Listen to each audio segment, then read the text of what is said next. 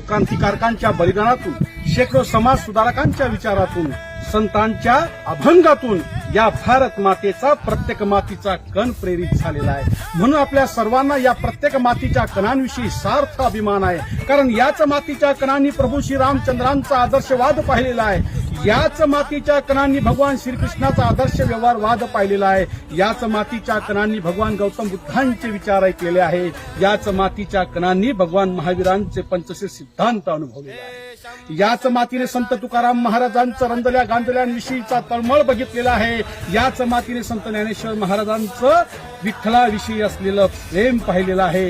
याच मातीने संत सेवालाल महाराजांची वचने अनुभवलेली आहे. याच मातीने संत सावता माळी यांची कर्तव्य परायणता अनुभवलेली आहे.